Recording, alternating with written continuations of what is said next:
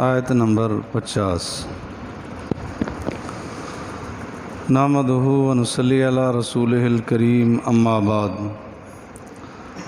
اعوذ باللہ من الشیطان الرجیم، بسم اللہ الرحمن الرحیم۔ وقال الملک ائتونی بہ فلما جاءہ الرسول قال ارجع الی ربک فاسألہ ما بال النسوة اللاتی قطعن ایدیہن ان ربی بکیدہن علیم۔ صدق اللہ العظیم۔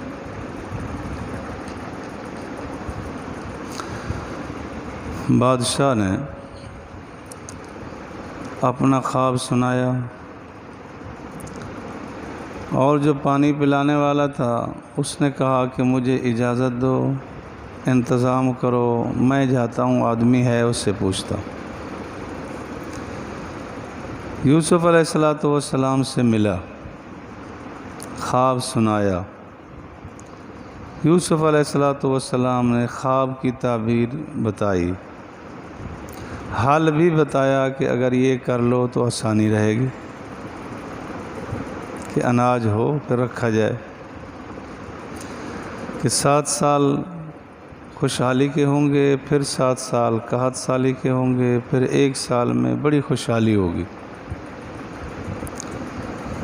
طریقہ کار بھی بتا دیا کہ ایسا کرو۔ جیسے آ کے بادشاہ کو بتایا کہ صورتحال یہ ہے، بادشاہ نے کہا کہ جاؤ اس کو لے آؤ۔ یوسف علیہ السلام کے پاس وہ پہنچا۔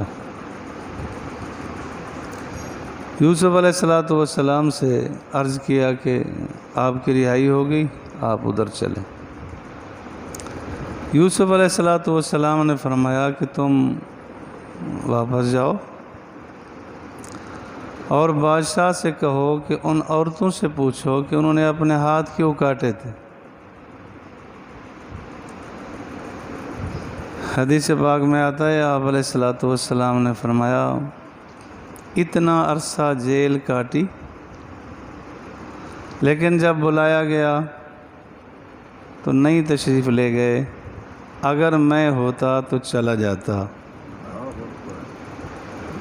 لیکن آپ علیہ السلام یہ کسر نفسی فرما رہے ہیں، یہ نہیں کہ یوسف علیہ السلام سے شان عظمت میں یا ہمت میں آپ کم تھے، ویسے حوصلہ افزائی کے لیے جس طرح اپنے آپ کو آدمی یہ فرما رہے ہیں، اس سے کبھی ذہن میں نہ آئے کہ یوسف علیہ السلام کا مقام زیادہ تھا، آپ علیہ السلام کا کم تھا۔ نہیں، ایسا نہیں۔ اللہ کے بعد سب سے زیادہ مقام اور عظمت جناب رسول اللہ صلی اللہ علیہ وسلم کی ہے، پھر انبیاء میں ابراہیم علیہ السلام، پھر موسیٰ علیہ السلام، اس کے بعد پھر باقی انبیاء۔ یوسف علیہ السلام سے جب عرض کیا گیا کہ آؤ جی چلیں، تو انہوں نے بہتر سوال کیا کہ پہلے جا کے ان سے کہو کہ ان عورتوں کا کیا حال ہے جنہوں نے ہاتھ کاٹا۔ اپنی صفائی پیش کرنا اہم ترین مسئلہ ہے۔ سوچا کہ اگر میں چلا جاؤں پھر بھی بات خدشے میں رہ جائے گی، تو ذرا واضح ہو جائے، کھل جائے مسئلہ کہ میرا کوئی مسئلہ نہیں تھا۔ لیکن کمال ہے، پھر بھی اشارہ ساری عورتوں کو ملا کے کیا۔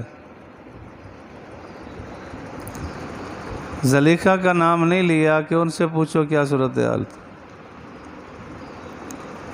کتنا اس گھر کا تقدس رکھا، جنہوں نے پالا، خدمت کی، سب کچھ کیا۔ حقیقت بھی ایسی تھی کہ جب عورتوں نے یوسف علیہ السلام کو دیکھا یا ویسے جیسے خبر سنی تو پورا مصر فریفتہ تھا، یہ نہیں کہ صرف زلیخا۔ تبھی فرمایا مطالبہ بادشاہ کا، وقال الملک، بادشاہ نے کہا ایتونی بہی، میرے پاس لے آؤ اس کو۔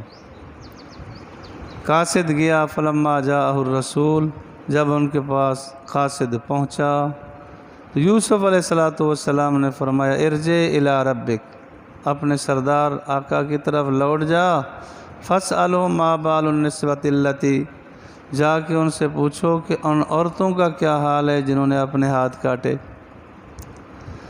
بادشاہ کے پاس یہ خبر پہنچی تو انہوں نے ان کو بلایا، ساری عورتیں جو وہاں موجود تھی یا اس وقت جو موجود تھی ان کو بلایا، ان سے پوچھا تو انہوں نے حقیقت حال ساری کھولی۔ ان ربی بکیدہن علیم، کہ بے شک میرا رب ان کی تدبیر کو جاننے والا ہے، ان کے مکر کو جاننے والا ہے۔ یہ پیغام بھیجا۔ قال ما خطبکن، بادشاہ نے عورتوں کو بلایا، آؤ۔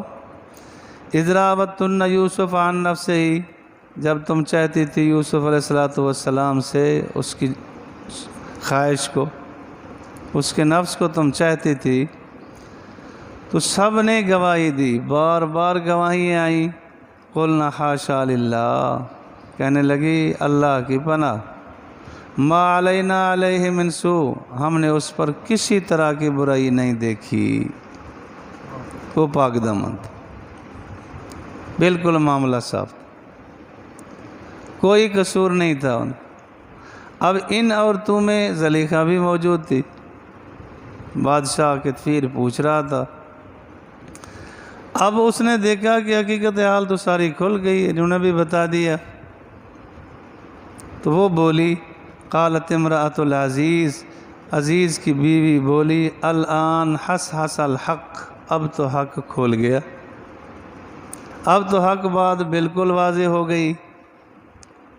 عزیز مصر نے دیکھا بھی، بچے نے بھی گواہی دی، قمیص کو دیکھا گیا، پھر اس کے بعد ساری صورتحال سامنے ان عورتوں نے بھی کھول دی۔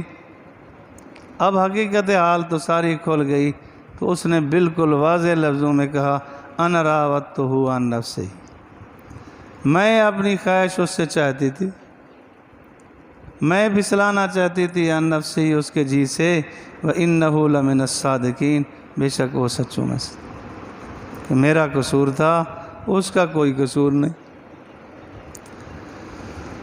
ذَلِكَ لِيَعْلَمَ أَنِّي لَمْ أَخُنْهُ بِالْغَيْبِ،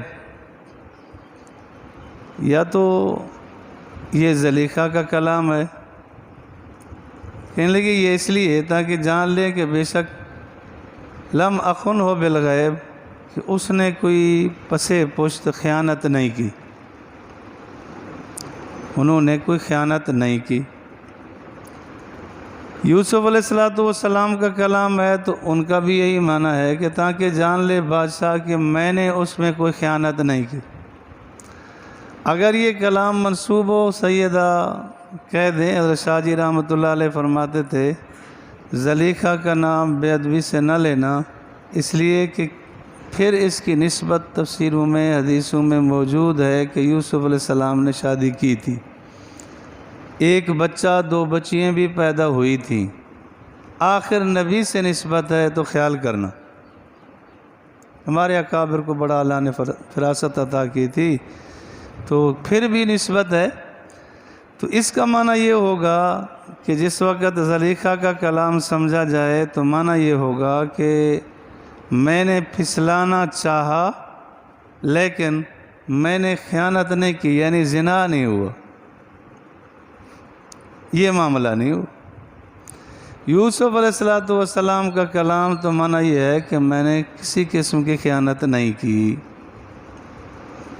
ذالک لیعلم، تاکہ یہ جان لے کہ بے شک میں نے نہیں خیانت کی پس پشت، وَأَنَّ اللَّهَ لَا يَهْدِي كَيْدَ الْخَائِنِينَ، بے شک اللہ ہدایت نہیں دیتا خیانت کرنے والوں کو، جو خائن ہوتے ہیں اللہ ان کو رہنمائی نہیں دکھاتا، وہ کسی نہ کسی جگہ پھانسی جاتے ہیں۔ ایک آدمی نے چوری کی، حضرت عمر رضی اللہ تعالیٰ عنہ کا دور تھا، اسے پکڑا گیا، حضرت عمر نے فرمایا کہ اس کا ہاتھ کاٹو، کہنے لگا جی پہلی مرتبہ ہوئی ہے، معاف کر دیں۔ حضرت عمر نے فرمایا بھائی پہلی مرتبہ اللہ نہیں پکڑتا، جب تک 3 بار نہ ہو جائے اللہ نہیں پکڑتا۔ اللہ ایک بار 2 بار مہلت دیتا ہے کہ جاؤ توبہ کرو، یہ تیسری بار ضرور ہوگا۔ اس کے بعد اس نے اقرار کیا ہاں ایسا ہوا ہے۔ تو اللہ بھی مہربان ذات ہے، بڑی شفقت فرماتے ہیں۔ تو خائنین کو فرمایا ہدایت نہیں ملتی۔ وما ابرئ نفسی ان النفس لامارۃ بالسوء، میں اپنے جی کو بری نہیں کرتی، ان النفس لامارۃ بالسوء، بے شک میرا نفس لامارۃ بالسوء، یہ نفس امارہ ہے، اگر یہ زلیخا کا کلام ہو۔ نفس 3 طرح کا ہوتا ہے، ایک کو کہتے ہیں نفس مطمئنہ، یا ایھا النفس المطمئنہ ارجعی الی ربک راضیۃ مرضیہ۔ نفس مطمئنہ اسے کہتے ہیں کہ ہر وقت جی دین کی طرف، اسلام کی طرف، اسلام کی پابندی کی طرف۔ ایک ہوتا ہے نفس لوامہ، لا اقسم بیوم القیامت ولا اقسم بالنفس اللوامہ، وہ یہ ہوتا ہے کہ رغبت ہے دین کی طرف زیادہ، لیکن کبھی ادھر پھر ملامت کی، ایسا نہیں ہونا چاہیے تھا۔ ایک ہوتا ہے نفس امارہ کہ ہر وقت گناہ کی طرف رغبت، ہر وقت گناہ کے خیالات، گناہ کی طرف توجہات، ملاقات۔ تو یہ فرما رہے ہیں کہ میں اپنے آپ کو بری نہیں کرتی کہ بے شک نفس لامارۃ بالسوء، یہ برائی کی طرف ہے، یعنی ارادہ تو ہو۔ یا علماء فرماتے ہیں کہ یوسف علیہ السلام کسر نفسی فرما رہے ہیں کہ میں کچھ نہیں ہوں، اللہ نہ بچائے تو میں بھی نہ بچتا،